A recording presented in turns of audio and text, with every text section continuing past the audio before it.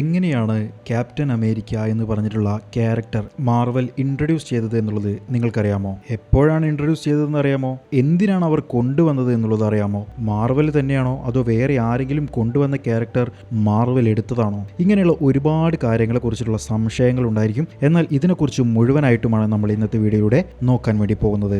Captain America എന്ന് പറഞ്ഞിട്ടുള്ള character കൊണ്ടുവന്നത് തന്നെ ജോ സൈമൺ, ജാക്ക് കിർബി എന്ന് പറഞ്ഞിട്ടുള്ള രണ്ടു പേരായിരുന്നു. 1939 ടൈംലി കോമിക്സ് എന്ന് പറഞ്ഞിട്ടുള്ള ഇപ്പോഴത്തെ മാർവൽ കോമിക്സിലായിരുന്നു അവർ വർക്ക് ചെയ്തിട്ടുണ്ടായിരുന്നത്. തന്റെ 26ാമത്തെ വയസ്സിൽ സൈമൺ എഡിറ്ററായിട്ടും എഴുത്തുകാരനായിട്ടും ജോലിക്ക് കയറിയപ്പോൾ തന്റെ 22ാമത്തെ വയസ്സിലായിരുന്നു കിർബി ആർട്ട് ഡയറക്ടറായിട്ട് അവിടെ കയറിയിട്ടുണ്ടായിരുന്നത്.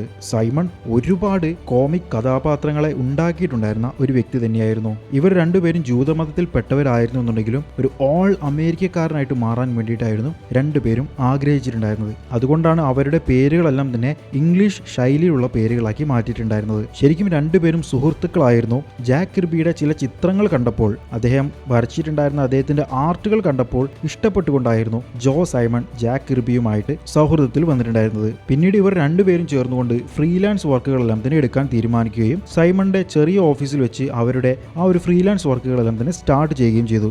അങ്ങനെ ഇരിക്കെ 1940 ടൈംലി കോമിക്സിന്റെ ഉടമ മാർട്ടിൻ ഗുഡ്മാൻ പറഞ്ഞിട്ടുണ്ടായിരുന്നത് സൂപ്പർമാൻ പോലെയുള്ള ഒരു ക്യാരക്ടർ നമുക്കും വേണമെന്നുള്ളത്. അക്കാലത്ത് സൂപ്പർമാൻ എല്ലാം തന്നെ വളരെ ഫേമസ് ആയിട്ട് നിൽക്കുകയാണ്. അപ്പോൾ അതുപോലെയുള്ള ഒരു ക്യാരക്ടർ വേണം. എന്നാൽ ആ ഒരു ക്യാരക്ടർ ദേശസ്നേഹി ആയിരിക്കണം. യുദ്ധം നടക്കുന്ന സമയമായതുകൊണ്ട് രാജ്യത്തോട് സ്നേഹവും കൂറുമുള്ള ഒരു കഥാപാത്രത്തെയാണ് അവർക്ക് വേണ്ടത് എന്നുള്ളത് പറയുകയുണ്ടായി. അങ്ങനെയായിരുന്നു ക്യാപ്റ്റൻ അമേരിക്ക എന്ന് പറഞ്ഞിട്ടുള്ള ഇപ്പോൾ നമ്മൾ കാണുന്ന ആ ഒരു ക്യാരക്ടർ അവിടെ ഇൻട്രൊഡ്യൂസ് ചെയ്തത്. ശരിക്കും ആ ഒരു സൂപ്പർ ഹീറോ ഉണ്ടാക്കുന്നതിന് മുൻപേ തന്നെ ഇവർ തിരഞ്ഞിട്ടുണ്ടായിരുന്നത് അതിശക്തനായിട്ടുള്ള ഒരു വില്ലൻ വേണമെന്നുള്ളതായിരുന്നു. അങ്ങനെ നല്ലൊരു വില്ലൻ ഉണ്ടെങ്കിൽ മാത്രമേ ഒരു സൂപ്പർ ഹീറോയ്ക്ക് അവിടെ സ്ഥാനം ഉണ്ടാവുകയുള്ളൂ. സാധാരണ എല്ലാ സൂപ്പർ ഹീറോകളുടെയും വില്ലന്മാരായിട്ടുണ്ടായിരിക്കുക സൂപ്പർ വില്ലന്മാർ തന്നെയാണ്. അതായത് ഫാന്റസി വേൾഡിലെ ഇതുവരെ ഇവിടെ വരാത്ത ഇമാജിനേഷനിൽ മാത്രമുള്ള വില്ലന്മാർ. ആദ്യമായിട്ടായിരുന്നു റിയൽ ലൈഫിലുള്ള ഒരു വ്യക്തിയെ വില്ലനായിട്ട് ഇവർ കൊണ്ടുവന്നിട്ടുണ്ടായിരുന്നത്. അതായിരുന്നു അഡോൾഫ് ഹിറ്റ്ലർ. അങ്ങനെ ഹിറ്റ്ലറിനെതിരെ ക്യാപ്റ്റൻ അമേരിക്ക എന്ന് പറഞ്ഞിട്ടുള്ള ക്യാരക്ടർ അവർ കൊണ്ടുവരാൻ നോക്കി. പക്ഷേ പേരാദ്യം നിശ്ചയിച്ചിട്ടുണ്ടായിരുന്നത് സൂപ്പർ അമേരിക്കൻ എന്നായിരുന്നു. അക്കാലത്ത് സൂപ്പർ എന്ന് തുടങ്ങുന്ന ഒരുപാട് സൂപ്പർ ഹീറോകൾ ഉണ്ടായിരുന്നത് കൊണ്ട് തന്നെ അത് മാറ്റി ക്യാപ്റ്റൻ അമേരിക്ക എന്നുള്ളതും ആക്കുകയുണ്ടായി. പിന്നീട് ക്യാപ്റ്റൻ അമേരിക്കയുടെ ഫ്രണ്ടായിട്ട്, സുഹൃത്തായിട്ട് ബെക്കി പിയേഴ്സനെ കൊണ്ടുവന്നിട്ടുണ്ടായിരുന്നത് ഇവർ തന്നെയായിരുന്നു. ഇവരുടെ ഹൈസ്കൂൾ സുഹൃത്തായിരുന്നു ബെക്കി പിയേഴ്സൺ. ജൂവിഷ് വംശജരായിട്ടുണ്ടായിരുന്ന ഇവർക്ക് രണ്ടുപേർക്കും ക്യാപ്റ്റൻ അമേരിക്ക എന്ന് പറയുന്നത് ഒരു ബിസിനസ് മാത്രമായിരുന്നില്ല. നാസിസത്തോട്, അതായത് ഹിറ്റ്ലറിനോടുള്ള ദേഷ്യം മുഴുവൻ കാണിക്കാൻ വേണ്ടിയിട്ട് അവർക്ക് കിട്ടിയിട്ടുണ്ടായിരുന്ന ഒരു അവസരമായിരുന്നു. ക്യാപ്റ്റൻ അമേരിക്ക ഞാൻ തന്നെയായിരുന്നു എന്നുള്ളത് കിർബി പിന്നീട് പറഞ്ഞിട്ടുണ്ട്. ഹിറ്റ്ലറിന്റെ മുഖത്ത് പഞ്ച് ചെയ്യുന്ന ക്യാപ്റ്റൻ അമേരിക്കയെ വരയ്ക്കുമ്പോൾ തന്റെ ഉള്ളിലെ ദേഷ്യമാണ് താൻ പുറത്ത് കൊണ്ടുവന്നത് എന്നുള്ളത് അദ്ദേഹം തന്നെ പറഞ്ഞിട്ടുണ്ടായിരുന്നു. അമേരിക്കയിലെ കുടിയേറ്റക്കാർക്കും ഈ രാജ്യത്ത് തുല്യ അവകാശമുണ്ടെന്ന് ഓർമ്മിപ്പിക്കാനായിരുന്നു ക്യാപ്റ്റൻ അമേരിക്കയുടെ റിയൽ നെയിമായിട്ട് സ്റ്റീവ് റോജേഴ്സ് എന്ന് പറഞ്ഞിട്ടുള്ള ഐറിഷ് പേരും കൊടുത്തിട്ടുണ്ടായിരുന്നത്. അമേരിക്കൻ ദേശീയ പതാകയെ അടിസ്ഥാനമാക്കിയിട്ടായിരുന്നു ജോ സൈമൺ ക്യാപ്റ്റൻ അമേരിക്കയുടെ വേഷം രൂപകൽപ്പന ചെയ്തത്. അതേപോലെ തന്നെ റോമൻ ദൈവമായ മെർക്കുറിയെ അനുസ്മരിപ്പിക്കുന്ന ചിറകുകളുള്ള ഹെൽമെറ്റും ഇതിന്റെ പ്രത്യേകതയായിരുന്നു. ഇവർ തുടങ്ങിയിട്ടുണ്ടായിരുന്ന സമയത്ത് ഉരുക്കുകൊണ്ട് നിർമ്മിച്ചിട്ടുണ്ടായിരുന്ന ട്രയാങ്കിൾ ഷേപ്പിലുള്ള ഒരു ഷീൽഡായിരുന്നു ക്യാപ്റ്റൻ അമേരിക്ക ഉപയോഗിച്ചത്. ഓണറായിട്ടുള്ള മാർട്ടിൻ ഗുഡ്മാൻ ആദ്യ ലക്കം പുറത്തിറക്കാൻ വേണ്ടിയിട്ട് ഒരുപാട് കലാകാരന്മാരെ നമുക്ക് ഒരുമിച്ച് ഏൽപ്പിക്കാം എന്നുള്ളത് പറയുകയുണ്ടായി. എന്നാൽ താൻ ഇത് ഒറ്റയ്ക്ക് തന്നെ വരച്ചു തീർക്കുമെന്ന് കിർബി വാശി പിടിച്ചു. ഈ കോമിക്സിൽ നിന്ന് ലാഭം കിട്ടുകയാണെങ്കിൽ അതിന്റെ 25% വേണമെന്നുള്ളതായിരുന്നു സൈമൺ പറഞ്ഞിട്ടുണ്ടായിരുന്നത്. ആ ഒരു കരാറിലായിരുന്നു അവർ ഈ ഒരു ക്യാരക്ടർ ബിൽഡ് ചെയ്തത്. ശാരീരികമായിട്ട് ദുർബലനായതിനാൽ സൈന്യത്തിൽ ചേരാൻ കഴിയാതെ പോകുന്ന സ്റ്റീവ് റോജേഴ്സ് എന്ന യുവാവിനെയായിരുന്നു അവർ അവതരിപ്പിച്ചിരുന്നത്. പിന്നീട് ഒരു രഹസ്യമരുന്ന് സൂപ്പർ സോൾജർ സെറം കുടിച്ചതിന് ശേഷം അതിശക്തനായി മാറുന്നു. തുടർന്ന് തന്റെ സഹായിയായിട്ടുള്ള ബക്കിയോടൊപ്പം ചേർന്ന് നാസികളെ നേരിടാൻ വേണ്ടി അദ്ദേഹം യാത്രയാകുന്നു.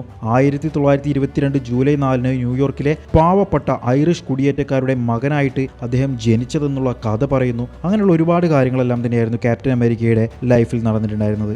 അമേരിക്ക 2ാം ലോക മഹായുദ്ധത്തിൽ ഔദ്യോഗികമായിട്ട് ചേർന്നതിന് മുൻപെയാണ് ഹിറ്റ്ലറിന്റെ മുഖത്തടിക്കുന്ന ക്യാപ്റ്റൻ അമേരിക്കയുടെ ചിത്രമെല്ലാം തന്നെ ആദ്യ ലക്കത്തിന്റെ കവർ പേജായി പുറത്തു വന്നിട്ടുണ്ടായിരുന്നത്.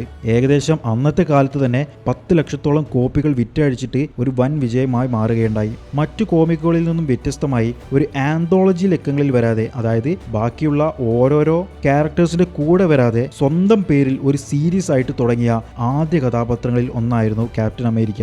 യുദ്ധം തുടങ്ങുന്നതിന് മുമ്പ് ഹിറ്റ്ലറെ അടിക്കുന്ന ചിത്രം പ്രസിദ്ധീകരിച്ചത് വലിയ പ്രശ്നമായിട്ടുണ്ടായിരുന്നു. അമേരിക്കയിലെ നാസി അനുഭാവികൾ സൈമണിനെയും കിർബിയെയും കൊല്ലുമെന്ന് ഭീഷണിപ്പെടുത്തി ഓഫീസിന് മുൻപിൽ തടിച്ചുകൂടി. ഭീഷണി ഷൂട്ടിങ്ങിന് അടുത്തതോടെ ന്യൂയോർക്ക് മേയർ ഇവരെ നേരിട്ട് വിളിച്ച് നിങ്ങൾക്ക് എൻ്റെ എല്ലാവിധ സപ്പോർട്ട് ഉണ്ടാവുമെന്ന് പറഞ്ഞു പോലീസിനെ കൊണ്ട് കാവൽ നിർത്തിക്കുകയും ചെയ്തു. ആദ്യ ലക്കത്തിൽ തന്നെ ട്രയാങ്കിൾ ഷേപ്പിലുള്ള ഷീൽഡാണ് കൊണ്ടുവന്നത് എന്നുള്ളതുകൊണ്ട് അന്നത്തെ കാലത്തുണ്ടായിരുന്ന ദ ഷീൽഡ് എന്ന് പറഞ്ഞിട്ടുള്ള കഥാപാത്രത്തിന്റെ ചിഹ്നവുമായിട്ട് വളരെ സാമ്യമുണ്ടായിരുന്നതിന് അതുകൊണ്ടായിരുന്നു രണ്ടാമത്തെ ലക്കം മുതൽ ക്യാപ്റ്റൻ അമേരിക്കയുടെ ഷീൽഡിന്റെ ലുക്ക് മാറ്റി റൗണ്ട് ഷേപ്പിലാക്കിയിട്ടുണ്ടായിരുന്നത്. മൂന്നാമത്തെ ലക്കമായപ്പോഴേക്കും നമ്മുടെ മെയിൻ താരം കടന്നു വന്നു, സ്റ്റാൻലി തന്റെ കരിയറിൽ എഴുതിയിട്ടുണ്ടായിരുന്ന ആദ്യത്തെ കഥയായിരുന്നു ഈ ഒരു ക്യാപ്റ്റൻ അമേരിക്കയുടേത്. സ്റ്റാൻലി ആയിരുന്നു കയ്യിൽ വെച്ചിട്ടുണ്ടായിരുന്ന ഷീൽഡ് ഡിസ്ക് പോലെ എറിയാൻ സാധിക്കുമെന്നിട്ടുണ്ടായിരുന്ന ഐഡിയ എല്ലാം തന്നെ കൊണ്ടുവന്നത്. ക്യാപ്റ്റൻ അമേരിക്ക ഹിറ്റായതോടെ ഇതേ മാതൃകയിൽ ഏകദേശം 40ഓളം സൂപ്പർ ഹീറോകൾ അവരുടെ രാജ്യത്തിന് വേണ്ടി മത്സരിക്കുന്ന രീതിയിലുള്ള കഥകളെല്ലാം തന്നെ കൊണ്ടുവന്നു. പക്ഷെ ക്യാപ്റ്റൻ അമേരിക്കയുടെ ആ ഒരു ലെവലിലെത്താൻ ആർക്കും തന്നെ കഴിഞ്ഞില്ല. ഇതേപോലെയുള്ള ക്യാരക്ടറുകൾ ക്രിയേറ്റ് ചെയ്തതിനെ തുടർന്ന് ഇനി ഞങ്ങളുടെ ക്യാരക്ടറുകൾ നിങ്ങൾ എടുക്കുകയാണ് എന്നുണ്ടെങ്കിൽ ഞങ്ങൾ നിയമപരമായി മുന്നോട്ട് പോകുമെന്നുള്ളത് ടൈംലി കോമിക്സ് എല്ലാവരോടും പറയുകയുണ്ടായി. ക്യാപ്റ്റൻ അമേരിക്ക ഹിറ്റാകാൻ വേണ്ടിയിട്ടുള്ള പ്രധാനപ്പെട്ട കാരണങ്ങളിൽ ഒന്ന് കിർബിയുടെ വര തന്നെയായിരുന്നു. കിർബി വരയ്ക്കുന്നത് കണ്ടു കഴിഞ്ഞാൽ ശരിക്കും ക്യാപ്റ്റൻ അമേരിക്ക ഒറ്റയ്ക്ക് നിന്നുകൊണ്ട് 12 പേരോട് ഒരുമിച്ച് യുദ്ധം ചെയ്യുന്നത് പോലെ തന്നെ എല്ലാവർക്കും വിശ്വസിക്കാൻ കഴിയും. പക്ഷേ പ്രശ്നം പിന്നീടായിരുന്നു നടന്നിട്ടുണ്ടായിരുന്നത്. 1941 ഒരൊറ്റ വർഷത്തിന് ശേഷം മാർട്ടിനുമായിട്ട്, അതായത് ടൈംലി കോമിക്സിന്റെ ഉടമയുമായിട്ട് ഇവർ പ്രശ്നത്തിലായി. ലാഭവിഹിതം നൽകാമെന്ന് പറഞ്ഞിട്ടായിരുന്നല്ലോ ഇവരെ ജോലിക്ക് എടുത്തിട്ടുണ്ടായിരുന്നത്. എന്നാൽ ഇവർക്ക് ലാഭവിഹിതം മാർട്ടിന്റെ കയ്യിൽ നിന്നും കിട്ടാതെയായി. 10ാം ലക്കത്തിന് ശേഷം സൈമണും കിർബിയും ടൈംലി കോമിക്സ് വിട്ട് DC കോമിക്സിലേക്ക് മാറുകയുണ്ടായി. പക്ഷേ കറക്റ്റ് 2 വർഷം കഴിഞ്ഞതിന് ശേഷം 1943 ജാക്ക് കിർബി എങ്ങനെയാണോ തന്റെ കഥാപാത്രത്തെ എഴുതിയിട്ടുണ്ടായിരുന്നത്, അതായത് ക്യാപ്റ്റൻ അമേരിക്കയെ എങ്ങനെയാണോ എഴുതിയിട്ടുണ്ടായിരുന്നത്, അതുപോലെ തന്നെ യുദ്ധത്തിൽ പങ്കെടുക്കാൻ വേണ്ടി അദ്ദേഹത്തിന് പോകേണ്ടി വന്നു. തനിക്ക് ഏറ്റവും കൂടുതൽ അടിപൊളിയാക്കി കൊണ്ടു നടക്കാൻ പറ്റുന്നത് ചിത്രരചന ആയതുകൊണ്ട് ശത്രുക്കളുടെ മാപ്പുകളെല്ലാം തന്നെ തയ്യാറാക്കുന്ന സ്കൗട്ടായിട്ട് അദ്ദേഹം വർക്ക് ചെയ്തു. പക്ഷേ യുദ്ധത്തിനിടയിൽ മാരകമായ തണുപ്പ് കാരണം അദ്ദേഹത്തിന്റെ കാലുകൾ മുറിച്ചു മാറ്റേണ്ട അവസ്ഥ വന്നു. പിന്നീട് വർഷങ്ങൾക്ക് ശേഷം, കൃത്യമായി പറഞ്ഞാൽ 1966 ക്യാപ്റ്റൻ അമേരിക്കയുടെ പകർപ്പവകാശം ഞങ്ങൾക്കാണ് വേണ്ടത്, ഞങ്ങളാണ് ക്യാപ്റ്റൻ അമേരിക്ക ക്രിയേറ്റ് ചെയ്തിട്ടുള്ളത് എന്നുള്ളത് ജോ സൈമൺ നിയമത്തിന് മുൻപിൽ പോയി പറഞ്ഞു. പക്ഷേ ക്യാപ്റ്റൻ അമേരിക്ക ഞങ്ങളുടെ കമ്പനിയിൽ വർക്ക് ചെയ്യുന്ന സമയത്ത് കമ്പനിക്ക് വേണ്ടി ഉണ്ടാക്കിയതാണ് എന്നുള്ളത് മാർവൽ പറഞ്ഞു വിജയിച്ചു. അങ്ങനെയായിരുന്നു മാർവൽ കോമിക്സിന്റെ കൂടെ ക്യാപ്റ്റൻ അമേരിക്ക എത്തിയിട്ടുണ്ടായിരുന്നത്. 2024 മ്യൂസിയം ഓഫ് അമേരിക്കൻ ഹിസ്റ്ററിയിൽ ക്യാപ്റ്റൻ അമേരിക്കയുടെ ആദ്യ ലക്കം സംരക്ഷിക്കാൻ തീരുമാനിച്ചു. ഇപ്പോഴും അത് അവിടെ തന്നെയുണ്ട്. ഇനി അടുത്തതായിട്ട് ഏത് സൂപ്പർ ഹീറോയുടെ ക്യാരക്ടർ ഇൻട്രൊഡ്യൂസ് ചെയ്തതിനെ കുറിച്ചാണ് നിങ്ങൾക്ക് അറിയേണ്ടത്. വീഡിയോയുടെ താഴെ കമന്റ് ചെയ്യാൻ മറക്കരുതേ.